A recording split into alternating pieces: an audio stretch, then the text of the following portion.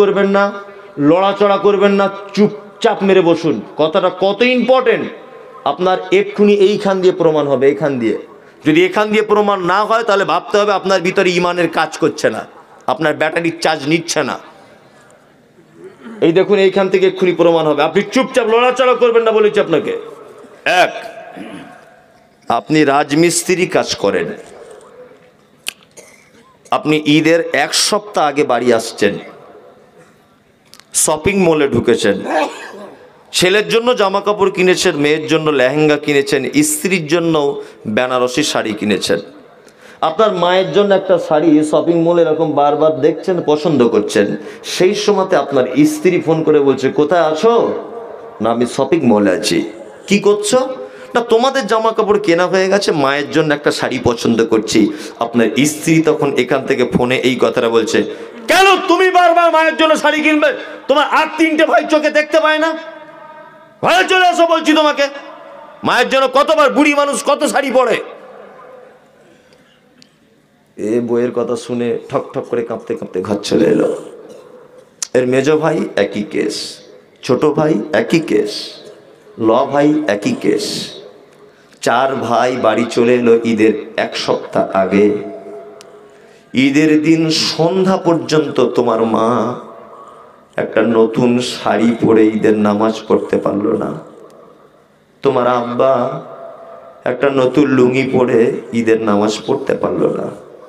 তোমার মায়ের অপরাধ কি? না, তোমার মায়ের একটা চরম অপরাধ। তোমার মা ঈদের দিনে নতুন শাড়ি পেল না। তোমার মা পৃথিবীতে তোমাকে সূর্যের আলো দেখাতে গিয়ে পরপুরুষের সামনে তোমার মাকে উলঙ্গ হতে হয়েছিল। তোমার মা এত পর্দাশীল মহিলা, পাড়ার কোনো পুরুষ মানুষ তোমার মায়ের মুখ দেখেনি। কিন্তু সেদিন বাধ্য হয়ে তোমার মা কাপড় তুলে দিয়েছিল যেদিন তোমাকে পৃথিবীতে জন্ম দিতে হবে, তাও পরপুরুষের সামনে। তোমার মা মানে তুমি জানো? তোমার মায়ের মাথার চুল কালো কুচকুচে হাঁটু পর্যন্ত দুলতো। পাড়ার মেয়েরা তোমার মায়ের মাথার চুল দেখতে আসতো। তোমাকে পৃথিবীর আলো দেখাতে গিয়ে তোমার মায়ের কালো কুচকুচে চুলগুলো লাল রক্তে জমাট বেঁধে গিয়েছিল। এটা তোমার মায়ের সব থেকে বড় অপরাধ। তোমার মা ঈদের দিনের সন্ধ্যা পর্যন্ত তোমার স্ত্রী এক প্লেট সেবুই লাগছে কিছু দিল না, এক প্লেট গোস্ত দিল না তোমার মাকে খেতে, বারান্দায় পড়ে আছে মশারির ভিতরে। তোমার মায়ের অপরাধ কি জানো? তোমার মায়ের অপরাধ এটা, তোমার মায়ের বয়স তখন 25 বছর। তোমার মা টকটকে অপরূপা সুন্দরী। ডাক্তারবাবু তোমাকে জন্মের জন্য বলেছিল নরমালে বাচ্চা হবে না, সিজার করতে হবে। সাদা ফর্সা চামড়াটা কেটে তোমাকে পৃথিবীর আলো দেখানো হয়েছিল। এটা তোমার মা সেই যে সিজারে সেলাই করে দিয়েছিল, আজও তোমার মা খাড়া হয়ে দাঁড়াতে পারে না। তোমার মায়ের এটা তৃতীয় বড় অপরাধ। তোমার মায়ের চতুর্থ অপরাধ কি না, তোমার মায়ের অপরাধ হলো তোমার আব্বা বাজার থেকে বড় বড় গোস্তের টুকরা কিনে আনতো। তোমরা 8 ভাই বোন ছিলে। তোমার মা সবাইয়ের পাতে বড় বড় গোশগুলো তুলে দিত, আর নিজে যখন খেতে বসতো তখন হাঁড়ির ভিতরে শুধু ঝোল পেত। আহা, 3টে রুটি ছিল। তোমরা 3 ভাই স্কুল থেকে বাড়ি এসেছো। তোমার মা 3টে রুটি প্লেটের উপরে দিয়ে বলেছে তোমরা খাও। তুমি জিজ্ঞাসা করেছিলে মা তুমি খাবে না? তোমার মা সেদিন বলেছিল আমার খিদে নেই, তোরা খেয়ে নে। এরকম যে কত না খেয়ে থেকেছে তোমার জন্য, তোমার বিবেক নেই। তুমি জানো চিকিৎসা বিজ্ঞানীরা বলেছে একটা সন্তান তার মায়ের প্রত্যেক দিন 8 বার করে দুধ পান করে। কবার? 8 বার। এক বারে 250 গ্রাম করে দুধ পান করে। কোরআনের ভাষা 30 মাস তোমার মা তোমাকে দুধ পান করায়। 30 মাসে তোমাকে দুধ দিয়েছে 1800 কেজি। একটা গাই গরু গোয়ালাকে এত দুধ দিতে পারে না মা তার বাচ্চাকে যত দুধ দেয়, 1800 কেজি। তোমার আব্বা মানে তোমাকে দামি স্কুলে পড়াবে বলে পৌষ মাসের হাড় কাঁপানো কনকনে শীতে ওই পলসুন্ডার ওখানে টোল ট্যাক্সের ওখানে টোটো গাড়ি নিয়ে দাঁড়িয়ে থাকতো, পাতলা চাদর গায়ে দিয়ে ঠক ঠক ঠক ঠক ঠক ঠক করে কাঁপতো। একটা প্যাসেঞ্জার নাইট কোচ বাস থেকে নামবে, তাদের বাড়িতে পৌঁছে দেবে, 100 টাকা পাবে, তোমার স্কুলের ফি দেবে, এর নাম তোমার আব্বা। তুমি এত নিষ্ঠুর, তুমি এত অবিবেচক যে গভীর রাত্রে তুমি তোমার স্ত্রী পেয়ে, বউ বাচ্চা পেয়ে তোমার আব্বা মাকে ভুলে গেলে। তার রক্ত তোমার শরীরে এখনো পর্যন্ত আছে। তুমি নিষ্ঠুর। কুইন্টাল কুইন্টাল মাটি তার বুকের উপরে চাপিয়ে দিয়ে বাঁশ বাগানের কোনাতে শুয়ে আছে তোমার মা, তোমার আব্বা। তার দেওয়া জমিতে তুমি ধান চাষ করো, তার দেওয়া বাড়িতে তুমি বাস করো। 10টা লোক বলুন তো যে আমি 2000 টাকা এই মাদ্রাসায় দেবো। 10টা লোক বলুন আব্বা মায়ের জন্য দেবো। কেউ লড়াচড়া করবেন না। 1 জন, 2 জন আব্বা মায়ের জন্য দেবেন, আর কারোর জন্য নয়। হাত তুলুন। 3 জন হাত তুলুন। 4 জন, আর 1 জন তুলুন। 5 জন হাত নামান, তাড়াতাড়ি হাত নামান। 5 জন, আর 1 জন তুলুন। 5 জন হলো। আর একটা লোক, আরে একটা লোক বলুন আল্লাহ নবী কথা বলুন। গুণ। আমি একটা ভালো খেলোয়াড়, বলুন এটা আমার নাম না আমার গুণ? হ্যাঁ, গুণ। হিমসাগর, আমার নাম শুনেছেন? হিমসাগর, হ্যাঁ, এটা ওর নাম হিমসাগর। আমটা খুব মিষ্টি, বলুন তো খুব মিষ্টিটা ওর নাম না ওর গুণ? হ্যাঁ, ওর গুণ। তার মানে আল্লাহর নাম একটাই, তার নাম আল্লাহ। বাকি যেগুলো আছে এগুলো হচ্ছে আল্লাহর গুণ। যেমন রহমান, তিনি হলেন দয়ালু। রাজ্জাক, তিনি হলেন রুজির মালিক। তিনি হাকিম, তিনি হলেন মহাজ্ঞানী। আজিজ, তিনি মহা ক্ষমতাবান। তিনি কাহার, খুব শক্তিশালী। তিনি গাফফার, ক্ষমা করতে জানেন। এগুলো হয়, আছে না নেই? আছে আল্লাহর নামের ভিতরে আছে। আল্লাহর নাম আল্লাহ, বাকিগুলো সব গুণ, আল্লাহর গুণ। এইবার একটা কথা আপনাকে বলছি। আচ্ছা, ইয়া আল্লাহ, ইয়া রহমান, ইয়া রহিম, এই যে 99টা নাম, এর ভিতরে ইয়া রব্ব এরকম আছে? জানা আছে কারুর? নাই। রব নাম নাই 99টার ভিতরে। কিন্তু রব আবার এমন একটা নাম যে আল্লাহ টোটাল যা কিছু সব এই রবের নামের ভিতরে কি ঢোকানো আছে। আপনাকে একটা একটা করে বোঝাচ্ছি, আপনি বোঝার চেষ্টা করুন। নাম্বার 1, আচ্ছা, আল্লাহকে আল্লাহ বলি, আল্লাহকে রব বলি, সবকিছুই বলি, কিন্তু বলুন তো আমরা কোন নাম সব থেকে বেশি ব্যবহার করি ইবাদতের ক্ষেত্রে? আল্লাহ, তাই না? না, ইবাদতের ক্ষেত্রে বেশি ব্যবহার করি তার নাম রব। আদম আলাইহিস সালামকে প্রথমে তৈরি করা হয়েছিল। আল্লাহ কি বললেন আদমকে? আলাস্তু বিরব্বিকুম, আদম আমি কি তোমাদের রব নয়? এটা বলেছিল কি বলেনি? বলেছিল। এবার একটা প্রথম, পৃথিবীর প্রথমে আল্লাহ আমাদের কাছ থেকে স্বীকারোক্তি নিয়েছেন কি, রবের না আল্লাহর? রব। একটা মানুষ মারা গেল, কবরে হিসাব হয় কি হয় না? কটা প্রশ্ন হয়? 3টা। 1, প্রথম নম্বরে মান রব্বুকা, মা দীনুকা, মান নবিয়ুকা, তোমার রবকে তুমি বলো। তারপরে বলে তোমার দিন কি তুমি বলো, তোমার নবীকে তুমি বলো। আচ্ছা বলুন তো, পৃথিবীর সূচনাতে বলা হলো যে আমি কি তোমাদের রব নয়? আবার পৃথিবী থেকে যখন আপনি চলে যাচ্ছেন, আপনার কবরেও জিজ্ঞাসা করা হচ্ছে যে আমি কি তোমাদের রব নয়? রবকে বলো। এখানে বলেছেন যে আল্লাহকে বলো, বলা হচ্ছে বলুন? বলা হয়নি। আপনি নামাজে দাঁড়ালেন, হাত তুলে হাতটা বেঁধে দিলেন। নামাজ শুরুতেই বলছেন আলহামদুলিল্লাহি রাব্বিল আলামিন। এখানে একবার রব হলো। আপনি রুকুতে চলে গেলেন, রুকুতে যাবার পরে বলবেন সুবহানা রাব্বিয়াল আলা। এখানেও একবার রব হলো। রুকু থেকে উঠলেন, তারপরে আবার বলতে হবে রব্বানা লাকাল হামদ। এখানেও দেখুন রব। আপনি সেজদায় চলে গেলেন, ওখানে গিয়ে বলবেন রব্বানা, আপনি গিয়ে বলবেন সুবহানা রাব্বিয়াল আলা। তার মানে নামাজে যত জায়গাতে ইবাদতের ব্যাপারে আল্লাহকে আপনি ডাকবেন, সেই জায়গাতে বলা হচ্ছে রব। আপনি গুনাহ করেছেন, নামাজের পরে বসে যান, হাত দুটো তুলুন। যত দুয়ার ব্যাপারে কোরআন মাজিদ এসেছে, সমস্ত দুয়াতে বলা হয়েছে রব্বানা আতিনা ফিদ দুনিয়া, রব্বানা যালামনা আনফুসানা, রব্বানা হাব লানা, রব্বানা লা তুযিগ কুলুবানা, রব্বিরহামহুমা কামা রাব্বায়ানি সাগীরা। যত দুয়ার ব্যাপারে আপনি আল্লাহকে ডাকবেন, প্রত্যেক জায়গাতে আল্লাহকে আল্লাহ বলে ডাকা হয়নি, একটা নাম দিয়ে ডাকা হয়েছে, তার নাম হলো রব। কি নাম? রব। বোঝাতে পারছি আপনাদের আস্তে আস্তে করে? সব জায়গাতে দেখুন রবেরই খেলা, তাই না? এবার রবের একটু ব্যাখ্যা আপনাকে করে দিই। রব কাকে বলে?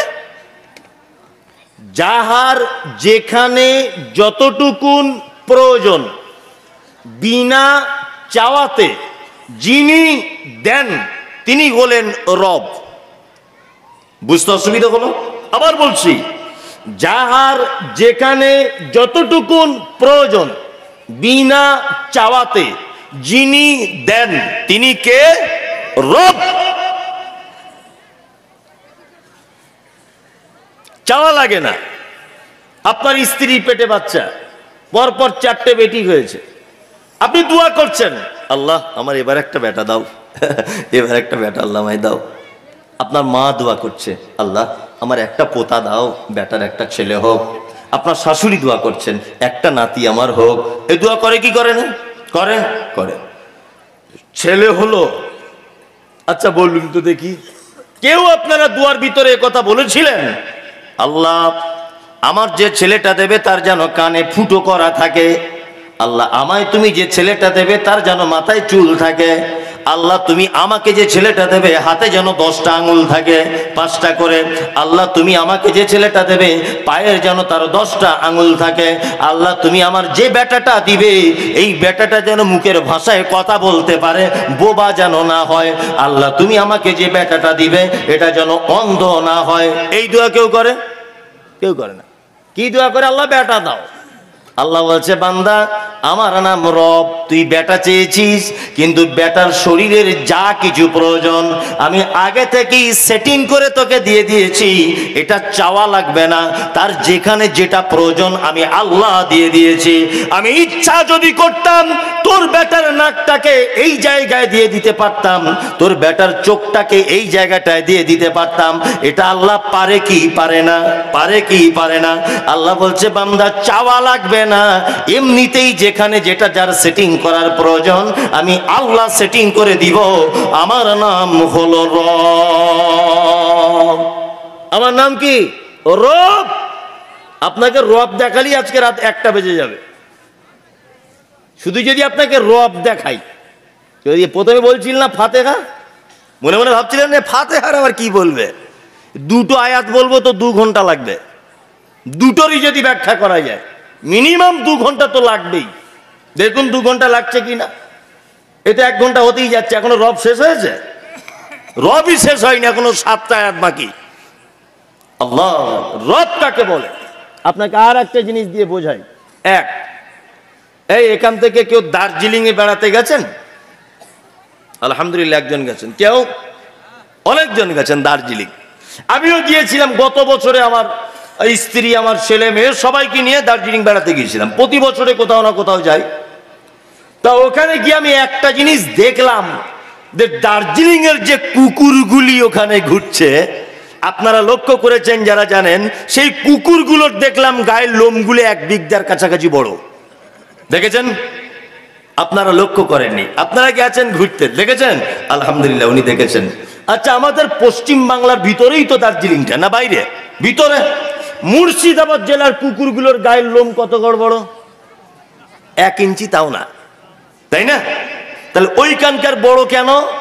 আল্লাহ বলছে আমার নাম রব, আমি জানি ওখানে পাহাড়ের উপরে বরফ জমে যায়, কনকনে শীত হয়, মানুষ তার স্ত্রী পুত্রকে নিয়ে বাড়িতে হিটার চালিয়ে দিয়ে ঘুমাবে, গরম ভিতরে থাকবে, কিন্তু অবলা প্রাণী একটি রাস্তার কুকুর, আল্লাহ বলছে সে তো কেঁপে কেঁপে মরে যাবে।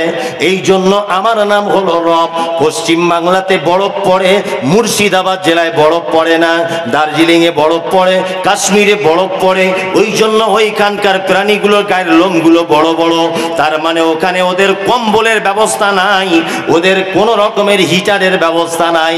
আমার নাম হলো রব, আমি আগে থেকেই কম্বল জড়িয়ে তাদেরকে কাশ্মীর আর দার্জিলিং এ পাঠিয়েছি। আমার নাম রব। আপনার বেটার মেয়ে দেখতে গেছেন, মেয়ে, যে মেয়েটা দেখতে গেছেন তার নাকটা দেখছেন নেপালিদের মতো এরকম চ্যাপটা, নেপালিদের মতো। আচ্ছা আপনি বলুন, আপনার বেটার জন্য পছন্দ করবেন?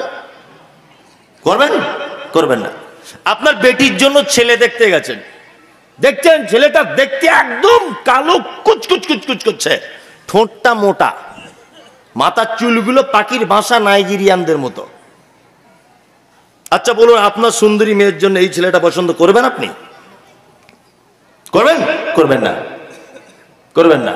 কারণ আমাদের এখানে নাকখানা মেয়ের কেউ বিয়ে করতে চায় না। আল্লাহ বলছে আমার নাম রব, কিন্তু নেপালে যাদেরকে বানিয়েছি প্রত্যেকের নাক চ্যাপ্টা, ছেলেরও চ্যাপ্টা, মেয়েরও চ্যাপ্টা, সবারই চ্যাপ্টা, বিয়ে করার অসুবিধা নাই।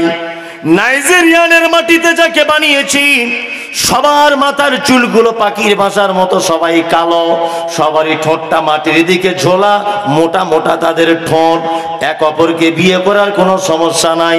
কিন্তু আমি আল্লাহ তোমাকে পশ্চিম বাংলার মুর্শিদাবাদ জেলায় পাঠিয়েছি, এখানকার সবার নাক যেমন উঁচু, তোমারও বেটির নাকটা উঁচু করে দিয়েছি। এখানে সবার মাথার চুল যেমন সুন্দর, তোমার বেটির মাথার চুলটাও তত সুন্দর। এখানকার মানুষ যেমন কালো না, ফর্সাও না, সব রকমের কালার আছে। আমি আল্লাহ মুর্শিদাবাদে এই রকম ভাবে বানিয়েছি। কিন্তু বন্ধুরে আমার, নাইজেরিয়ানে যাদেরকে তৈরি করা হয়েছে তাদের একই রকম করে তৈরি করা হয়েছে। আল্লাহ বলছে আমার নাম হলো রব। যার যেটা প্রয়োজন। হাঁসের বাচ্চা, হাঁস দেখেছেন? হাঁসের বাচ্চা, হাঁসের বাচ্চা কোনো ডিম থেকে উঠে তার মাকে বলে, মা খুব ভয় লাগছে পুকুরে নামতে, যদি ডুবে যাই। এক কাজ করো, প্রথমে আমাকে কোনো সুইমিং পুলে ভর্তি করে দাও, আগে জুত করে সাঁতার কাটাটা শিখি, তারপরে গিয়ে পুকুরে ঝাঁপ দেবো। আচ্ছা এরকম কোনোদিন বলে হাঁসের বাচ্চা? বলে? বলে না যে প্রথমে কোনো একটা ছোট জায়গায় দাও, সাঁতার কাটাটা জুত করে শিখে যাই, তারপরে বড় কোনো পুকুরে গিয়ে ঝাঁপ দেবো, বলে? বলে না। মায়েরা দেখবেন মুরগির বাজুর তলাতে হাঁসেরও ডিম দেয়, মুরগিরও ডিম দেয়, দেয় কি দেয় না? দুটো ডিম একসঙ্গে দেয় না? মুরগির ডিমের বাচ্চা ওঠে 18 দিনে, হাঁসের ডিমের ওঠে 22 দিন থেকে 28 দিনে। একসঙ্গেই ধরে নেন 5টা বাচ্চা হয়েছে হাঁসের, 5টা হয়েছে মুরগির। রব দেখাচ্ছি আপনাকে, 5টা হাঁসের, 5টা মুরগির। নিয়ে মুরগিটার পিছনে পিছনে সব বাচ্চাগুলো ঘুরছে, উঠাই আর কি। জীবনে দেখেছেন যে হাঁসের বাচ্চাগুলো পুকুরে নামছে বলে মুরগির বাচ্চাগুলো নেমে যাচ্ছে? দেখেছেন না? আল্লাহ বলছে আমার নাম হলো রব, ওকে মুরগি হিসাবে তৈরি করেছি, জমিনে ঘুরবে, আর ওর নাম দিয়েছি হাঁস, ও পুকুরে চলে যাবে। পৃথিবীর কোন জায়গায় ওকে ট্রেনিং নিতে হবে না, কোন স্কুলে ওকে পড়া লাগবে না, কাউকে বলে দেওয়া লাগবে না। আমি আল্লাহ বলছি ওর একসঙ্গে দুজনাই উঠেছে, কিন্তু ওর আলাদা ডিপার্টমেন্ট, এর আলাদা ডিপার্টমেন্ট, দুইজনা ডিপার্টমেন্ট মিলবে না। পৃথিবীর কেউ তাদেরকে শেখায়নি। আল্লাহ বলছে আমার নাম হলো রব। গরুর বাচ্চা দেখেছেন? এই এদিকে ফিরুন, মানুষের বাচ্চা হলে হাঁটতে টাইম লাগে কতদিন? হ্যাঁ, একটু বলুন, মানুষের বাচ্চা হলে হাঁটতে টাইম লাগে কতদিন? 1 বছর, তাই না? আর গরুর হলে বলছি 1 দিন। চাচা, বয়স্ক লোক এত ভুল বললে হবে কি করে? 5 মিনিট থেকে 10 মিনিট, 20 মিনিট, তাই না? 20 মিনিট। কেন? মানুষের বাচ্চা তো ছোট, আর গরুর বাচ্চা এত বড়, তাই না? আল্লাহ বলছে আমার নাম রব, মানুষের বাচ্চা এই কারণে 1.5 বছর টাইম লাগিয়েছি। আমি আল্লাহ যাকে খুব ভালোবাসি, ওর নানি আছে, ওর দাদি আছে, ওর খালা আছে, ওর ফুপু আছে, ওর বাপ আছে, ওর মা আছে, সবাই একটু কোলে কোলে নিয়ে আদর করবে। আমার বান্দাকে খুব বেশি ভালোবাসি, ও আদরে আদরে আস্তে আস্তে আস্তে আস্তে কোল চাপিয়ে চাপিয়ে ওকে আমি আল্লাহ আস্তে আস্তে পা রেডি করে দিয়েছি 1.5 বছর। আল্লাহ বলছে গরুর পেটের বাচ্চার তার নানি নাই, দাদি নাই, খালা নাই, ফুফু নাই, কেউ নাই, কে কোলে নিবে কোনো ঠিক ঠিকানা নাই। এমনকি গোয়াল ঘরে যখন হয় রাত 12টার সময়তে তার মালিক 2 তলার উপরে ঘুমিয়ে থাকে, বাছুরটার গায়ের লালাটা কেউ পরিষ্কার করার থাকে না। আমি বাছুরকে তার গায়ের লালা পরিষ্কার করিয়েছি মায়ের জিভ দিয়ে, মা তার বাচ্চাকে জিভ দিয়ে দিয়ে সব পরিষ্কার করে। বাচ্চাটা এবার বলছে, মা আমার দুধ খেতে হবে, একটু কেউ তো নেই, তো কি করব? ওর মা তখন বাছুরকে বলছে, ওঠ ওঠ, উঠে দাঁড়া, তো নানি দাদি তো কেউ নেই, ওঠ। উঠে কাঁপতে কাঁপতে দাঁত করে পড়ে গেল।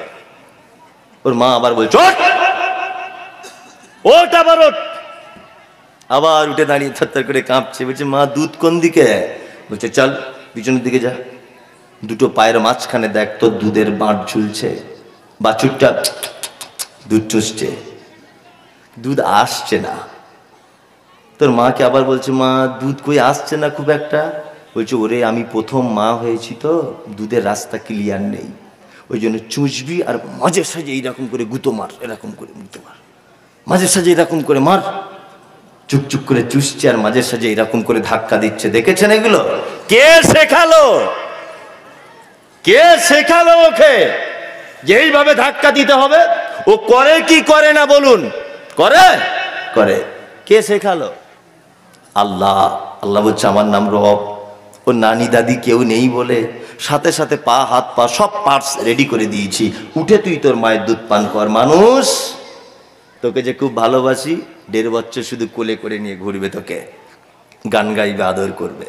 কি বলছি বুঝতে পারছেন না? তাহলে এতক্ষণ আপনাকে রব দেখালাম। চলুন তারপরে একটা কথা এসেছে, রব্বিল আলামিন।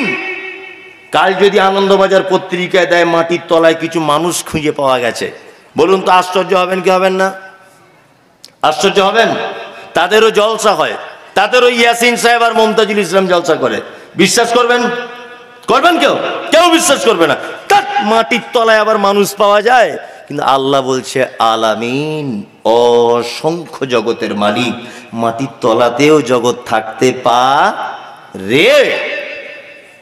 তারপরে একটা কথা আছে, আর রহমানির রহিম। রহমান মানেও দয়ালু, রহিম মানেও কি? দয়ালু, তাই না? তো 2টো নাম এক জায়গায় আনার দরকার কি? এটা তো একটা বোঝার ব্যাপার আছে। এক, রহমান আম্মাতান ফিদ দুনিয়া, দুনিয়াতে সমস্ত কিছুর জন্য রহমান হচ্ছে এই দয়াটা সবার জন্য, আর রহিম খাস করে কিয়ামতের মাঠে। আপনি মোটামুটি দান করেন মাদ্রাসা থেকে এলে, মোটামুটি আপনাকে লোক কি বলে? একজন দানি। ওর থেকে কেউ বেশি দান করে তাকে কি বলে? দাতা। ওর থেকেও কেউ বেশি দান করে তাকে কি বলে? দানবীর বলে না? বলে। দানবীর মানে যার দানের শেষ নেই, বেসুমার দান। আল্লাহ বলছে আমার নাম রহমান, আমার আর একটা নাম আছে, তার নাম হলো রহিম। আমার রহমান নামটা এমন, সারা পৃথিবীর সমস্ত কিছুর উপরে আমার দয়া হয়। নামাজ পড়বি না রুজি পাবি, বেঈমানি করবি তবুও তোর জমিতে বৃষ্টি হবে, আমার মসজিদ ভেঙে দিবি তবুও তোকে আমি অক্সিজেন দেব, আমার কাজ করলি আর না করলি যা কিছু করলি, আমার সঙ্গে বেঈমানি করলি, বাটপারি করলি, ইমাম সাহেবকে মারলি, মাদ্রাসা ভাঙলি, মসজিদ ভাঙলি, কোরআন পুড়িয়ে দিলি, যা কিছু করলি না কেন আমি আল্লাহ আমার দয়া থেকে বঞ্চিত হবি না। আমার নাম হলো রহমান আর আমার নাম রহিম, এটা শুধুমাত্র কিয়ামতের দিনের জন্য থাকবে। সেই দিন আমি আল্লাহ বিশেষ কিছু মানুষের উপরে দয়া করব, সবাইকে দয়া করব না।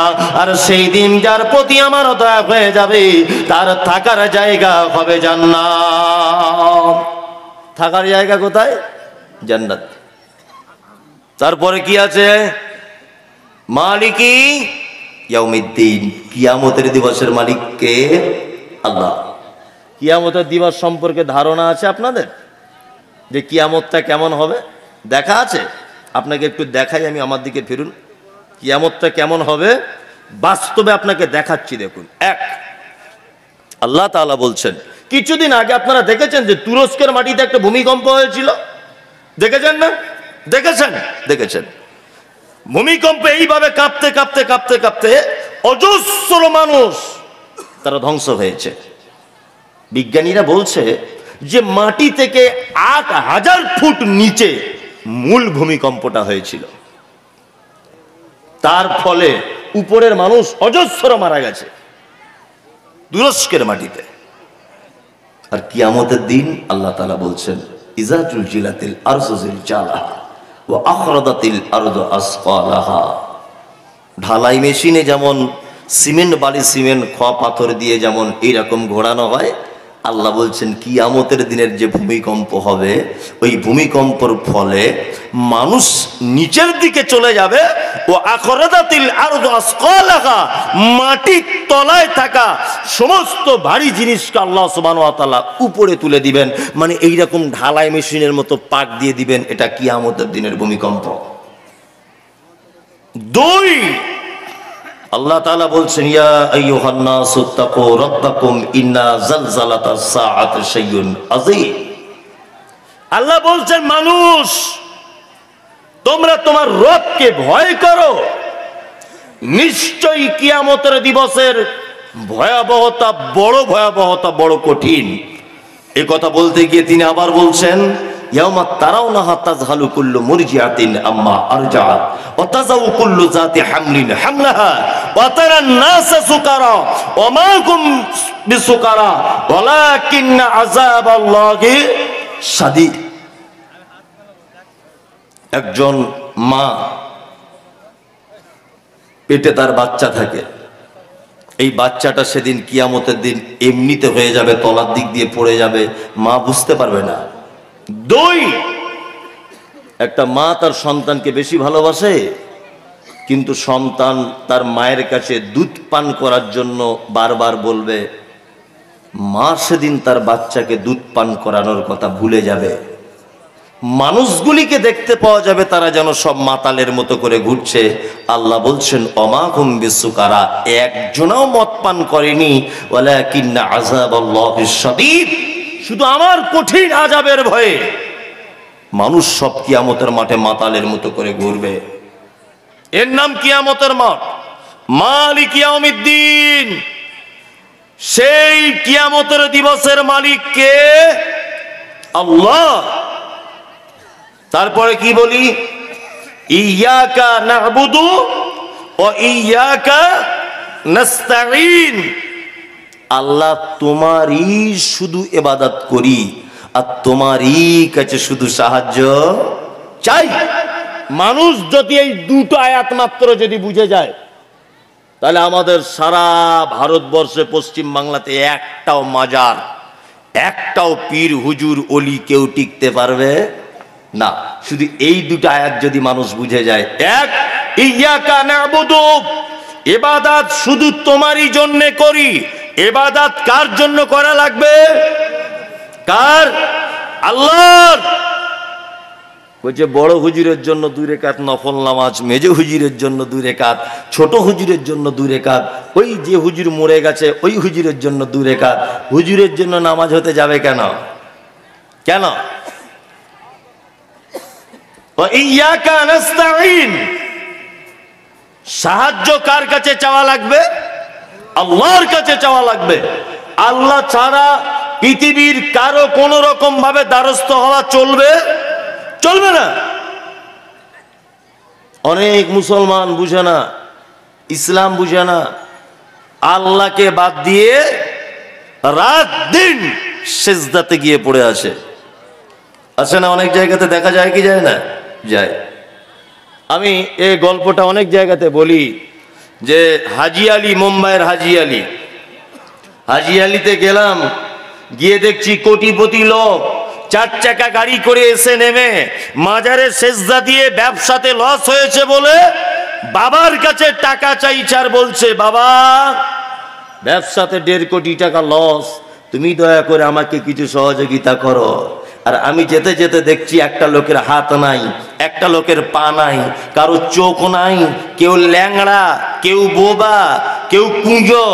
এক কথায় মানে যাদের অক্ষমতা রয়েছে এইরকম মানুষগুলোকে দেখতে পেলাম থালা নিয়ে। যে সমস্ত লোক রাস্তা দিয়ে যাচ্ছে তাদের কাছে ভিক চাইছে। তার মানে একজন কানা, একজন খোঁড়া, একজন অন্ধ, একজন ল্যাংড়া, ও বুঝতে পেরেছে মাজারে টাকা পয়সা পাওয়া যায় না, জ্যান্ত মানুষের কাছে পাওয়া যায়, ওই জন্য থালা নিয়ে বসে আছে জ্যান্ত মানুষের কাছে। আর এ শিক্ষিত লোক 1.5 কোটি টাকা লস হয়েছে বাবার মাজারে চাইতে যাচ্ছে। বোকা কি আর গাছে ধরে? হ্যাঁ, ফকির বুঝতে পেরেছে মাজারে মাল পাওয়া যায় না, অথচ এ গাধা বুঝতে পারছে না, এ গিয়ে ওখানে সেজদা দিয়ে বসে আছে। আচ্ছা বলুন, মাজারের বাবাই যদি সবকিছু দিতে পারে, এই একটা ফকির আর মানুষের কাছে থালা পাতবে? পাতবে বলুন? পাতবে না। সমস্ত রকমের সহযোগিতা কার কাছে? কার? আল্লাহর কাছে চাইবে। 10 বছর বিয়ে হয়েছে, এখনো আব্বা হতে পারেননি, কোন মাজারে ফকিরের কাছে যাওয়া লাগবে না। রাতের অন্ধকারে 2 রাকাত নামাজ পড়ে আল্লাহকে বলুন, আল্লাহ তুমি ইব্রাহিমকে 70-80 বছর বয়সে বেটা দান করেছিলে, তুমিও পারো, তুমি পারো, তুমি বিনা বাপের পর্যন্ত ঈসাকে জন্ম দিয়েছো, তুমি পারো। রব তোমার কাছেই চাইছি, তুমি আমার একটা বেটা দান করো। আপনার স্ত্রীকে বলবেন রাতে তাহাজ্জুদ পড়তে, তাহাজ্জুদ পড়ে আল্লাহর দরবারে 2টা হাত তুলে বলতে বলবেন, আল্লাহ 10 বছর হয়ে গেল, সবাই মা হয়েছে, আমি মা হতে পারিনি, তুমি আমাকে একটা সন্তান দান করো। রব্বি হাবলি মিনাস সলিহিন। দিতে পারে কে? কে? আল্লাহ। রুজির অভাব রয়েছে, সংসারে অভাব অনটন দেখা দিচ্ছে, তাই তো? কোথাও যাওয়া লাগবে না, আপনি রাতের বেলা উঠুন, 2 রাকাত নামাজ পড়ুন, নামাজ পড়ার পরে আপনি আল্লাহর দরবারে 2টো হাত তুলে বলুন, আল্লাহ রুজির অভাব, আমার অভাবকে তুমি দূর করে দাও। দিতে পারে কে? আল্লাহ। আল্লাহ আল্লাহ। ইব্রাহিম আলাইহিস সালাম 90 বছর, কেউ বলেছেন 85 বছর বয়সে বেটা পেয়েছিলেন। বলুন তো ওনার স্ত্রী আর উনি যুক্তি করে কার তাবিজ আর মাদুলি ব্যবহার করেছিলেন? কার ডাইরেক্ট কানেকশন? কার সাথে? আল্লাহর সাথে কানেকশন। ইয়্যাকা না'বুদু ওয়া ইয়্যাকা নাস্তাঈন। ইবাদত শুধু কার? আল্লাহর। সাহায্য চাইবো কার কাছে? আল্লাহর কাছে চাইবো। খাইরিহি ওয়া শাররিহি মিনাল্লাহি তাআলা। ভালো মন্দ কার পক্ষ থেকে হয়? কার পক্ষ থেকে হয়? আল্লাহর পক্ষ থেকে হয়। ভালো হলে আলহামদুলিল্লাহ, মন্দ কিছু হলে একটু সবর করুন, সবর, ধৈর্য ধারণ করুন। আল্লাহ নিশ্চয়ই আপনার জন্য বড় প্রাইজ রেখে দিয়েছে। একটা কথা মাথায় রাখবেন, অনেক মানুষ দীর্ঘদিন অসুখে ভোগে না? আর কিছু লোক টিটকারি মেরে কি বলে, সালা কম পাপ করেছে, পাপের সাজা হচ্ছে। অনেক লোক বলে না, একটা লোক হঠাৎ ক্যান্সারে আক্রান্ত, আর কিছু লোক হাসি ঠাট্টা করে কি বলে, আর পাড়ার কারুর ক্যান্সার হলো না, ওর হলো কেন, কোন পাপ করেছে জীবনে? জি না, কখনোই নয়। যার পরীক্ষা যত বেশি হবে ভাববেন তার রেজাল্ট তত ভালো হবে। 3 বছর যদি কেউ বিছানায় পড়ে ভুগছে, ভাববেন ওর জন্য আল্লাহর দরবারে দামি জান্নাত রেডি করা হচ্ছে। কেউ 4-5 বছর বিছানাতে পড়ে আছে, ওর পরীক্ষা চলছে। বিছানাতে পড়া মানে পরীক্ষা। ও যেন ভাবে যেটা আমার পরীক্ষায় পাশ করতেই হবে। ও যদি একটু যদি ধৈর্যশীল হয় বা একটু যদি ধৈর্য ধরে, তাহলে ওর জন্যে বড় জান্নাত অপেক্ষা করছে। কারো ব্যাপারে এরকম কোনো কথা বলবেন না। চলুন তারপরে কি বলি, ইহদিনাস সিরাতাল মুস্তাকিম, আল্লাহ তুমি আমাকে সহজ পথ দেখাও। এটা আমরা বলি কি বলি না? বলি। এবার আপনাকে একটা কথা বলছি, সারা জীবন আমরা দোয়া করেই যাচ্ছি, ইহদিনাস সিরাতাল মুস্তাকিম, আল্লাহ সহজ পথ আমাদেরকে দেখাও। সিরাতাল্লাযীনা আন'আমতা আলাইহিম, ওই পথের আমাদেরকে পথিক করো যাদেরকে তুমি পুরস্কারিত করেছো। আল্লাহ ওদের পথের তুমি আমাদেরকে পথিক করো যাদেরকে তুমি পুরস্কারিত করেছো। আচ্ছা, এই দোয়া করি কি করি না? করি। নামাজে করি কি করি না? করি। এই দোয়া কবুল হচ্ছে? শুধু দোয়া করি জীবন পরিবর্তন করা সম্ভব? সম্ভব? একটা লোক দোয়া করছে, আল্লাহ টাকা দাও, আল্লাহ টাকা দাও, আল্লাহ পয়সা দাও, আল্লাহ বিরিয়ানি দাও, অথচ কাজ করে না, 20 লোক বাড়িতে বসে আছে। হবে? কাজ হবে? হবে না। আল্লাহর কাছে আমরা বলছি, ইহদিনাস সিরাতাল মুস্তাকিম, আল্লাহ তুমি আমাকে সহজ পথ দেখাও। কাদের মতো পথ দেখাও? সিরাতাল্লাযীনা আন'আমতা আলাইহিম, যাদেরকে তুমি পুরস্কারিত করেছো। কাদেরকে পুরস্কারিত করেছেন? আন'আমাল্লাহু আলাইহিম মিনান নাবিয়্যিনা ওয়াস-সিদ্দীকিনা ওয়াশ-শুহাদাই ওয়াস-সালিহিন। 4 শ্রেণীর লোককে আল্লাহ পুরস্কারিত করেছেন। কয় শ্রেণীর লোককে? 4 শ্রেণীর লোক। 1 নবীগণ, 2 সাহাবীগণ সিদ্দিক, 3 যারা শহীদ হয়েছে তারা, 4 সালেহিন যারা সৎকর্ম করেছে তারা। এমনি আর জান্নাতের সার্টিফিকেট পেয়েছেন সাহাবীরা এমনিতে? এই দেখুন, আপনাদেরকে একটা ঘটনা শোনাই। একটা ঘটনা, খুব মনোযোগ দিয়ে শুনবেন, মরা মানুষের মতো বসুন। আমি জানি আপনাকে ভালো না লাগলেও বসে থাকতে হবে অন্তত পক্ষে 12টা পর্যন্ত, 38 মিনিট। নেকি পাবেন, ভালো লাগার প্রয়োজন নাই। কি পাবেন? নেকি পাবেন। জান্নাতের সার্টিফিকেট প্রাপ্ত 2 জন সাহাবীর 2টো ঘটনা আপনাদের সামনে বলছি, দেখুন তো ভালো লাগে কিনা। আল্লাহ নবী সাল্লাল্লাহু আলাইহি ওয়াসাল্লামের একজন সাহাবী, নাম তার হানজালা। নাম কি? হানজালা। খুব মনোযোগ দিয়ে শুনুন। হানজালা বিবাহ করেছেন, বিবাহ পড়িয়েছেন কে? না আল্লাহ নবী সাল্লাল্লাহু আলাইহি ওয়াসাল্লাম নিজে। নিজে স্বামী স্ত্রী 2 জন রাতের বেলা শুয়েছে, স্ত্রী মিলনও করেছেন।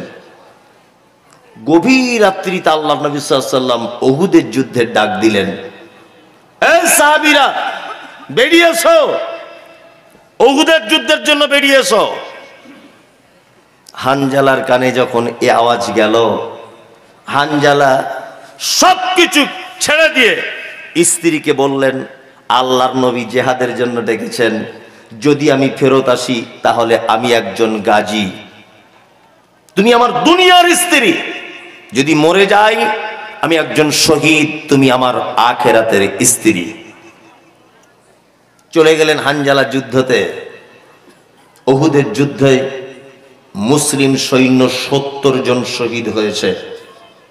তার ভিতরে আছেন আল্লাহ নবী সাল্লাল্লাহু আলাইহি ওয়াসাল্লামের আপন চাচা, তার নাম হামজা রাদিয়াল্লাহু তাআলা আনহু, ছিলেন মুসআব বিন উমাইর, ছিলেন হানজালা নিজে।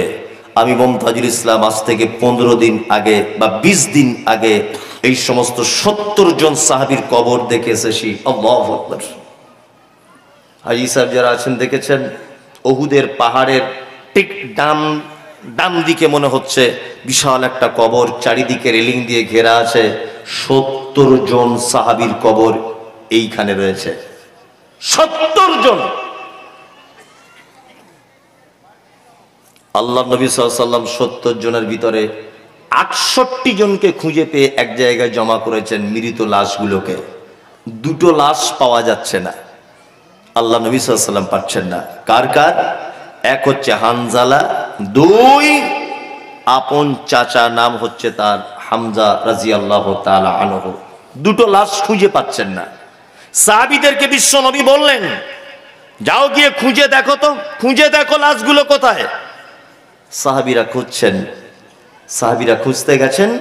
এই মুহূর্তে একজন মহিলা পর্দা সহকারে যুদ্ধের ময়দানে এসে দাঁড়িয়ে আছেন। আল্লাহ নবী সাল্লাল্লাহু আলাইহি ওয়াসাল্লামকে বলছেন, আল্লাহর নবী আপনি আমাকে চিনতে পারছেন? আল্লাহ রসুল বলছেন, না তোমাকে চিনতে পারছি না। তুমি কে? বলছে, আল্লাহ রসুল আপনি গতকাল বিকেল বেলাতে আপনি কারোর বিবাহ পড়িয়েছেন? বলছে, হ্যাঁ আমি তো হানজালার বিয়ে পড়িয়েছি। তখন মহিলাটি বলছেন, আল্লাহ রসুল এই দেখুন আমার হাতের যে মেহেন্দিগুলো এখনো কাঁচা আছে, আমি সেই হানজালার স্ত্রী। আপনার কাছে আমি একটুটুকু জিনিস জানতে এসেছি যে আমার স্বামী কোথায়। আল্লাহ রাসূল সাল্লাল্লাহু আলাইহি ওয়াসাল্লাম অঝরে কাঁদছেন আর বলছেন, মহিলা 70 জন শহীদ হয়েছে আমার সাহাবীদের ভিতরে, দুজনকে খুঁজে পাচ্ছি না, তার মধ্যে একজন হচ্ছে তোমারই স্বামী হানজালা। মহিলা বলছেন, আল্লাহ রাসূল আমার স্বামীকে পাচ্ছেন কি না পাচ্ছেন এটা আমি জানতে আসিনি, আমি আপনার কাছে একটা জিনিসের জন্য এসেছি, সেটা হচ্ছে এই একটা কথা আপনার। এই ছেলেটাই কে? তুই বস, বস ওখানে বস, পয়সা চাওয়ার জায়গা পায় না। মহিলাটি বলছেন, আল্লাহর নবী আপনাকে আমি একটা কথা বলতে এসেছি, কথা হচ্ছে এই যে আমার স্বামী বিবাহের প্রথম রাত্রিতে আমার সঙ্গে মিলন করেছিল। আপনি যুদ্ধের কথা বলেছিলেন, যুদ্ধ করতে তলোয়ার নিয়ে বার হয়েছিল, ফরজ গোসল করতে ভুলে গেছে। দয়া করে আমার স্বামীকে একটু গোসল করিয়ে দেবেন। আপনি তো বলেন যে যুদ্ধতে যারা শহীদ হয় তাদেরকে গোসল করানো লাগে না, ওই জামা কাপড়ের অবস্থাতে তাদেরকে দাফন করা হয়। বিশ্বনবী বললেন, আমি দাঁড়িয়ে আছি, হানজালার স্ত্রী আমার এক সাইডে দাঁড়িয়ে আছে, আর দূর থেকে দেখতে পাচ্ছি সাহাবীরা খুঁজতে খুঁজতে একটা লাশ কাফন দিয়ে জড়ানো, আর তার মাথার দিক দিয়ে যেন পানিটা ঝরে ঝরে ঝরে ঝরে পড়ছে, আমার দিকে আনা হচ্ছে। আমি বললাম, এটা কার লাশ? তখন সাহাবীরা বলছেন, ও দয়ার নবী গো, এটা আর কারো লাশ নয়, এটা হচ্ছে হানজালার লাশ। বিশ্ব নবী বললেন, কি করে কাফন পরানো হলো, কেমন করে গোসল করানো হলো? সঙ্গে সঙ্গে জিবরিল আমিন আল্লাহর নবীকে বলছেন, ইয়া রাসূলুল্লাহ, হানজালার শহীদে আল্লাহ এত খুশি হয়েছে যে আসমান থেকে ফেরেশতা পাঠিয়ে হানজালার লাশটাকে উপরে তুলে নিয়ে জমজমের পানিতে গোসল করিয়ে দিয়ে আল্লাহ নিজে কাফন পরিয়ে মিসকে আম্বারের সেন দিয়ে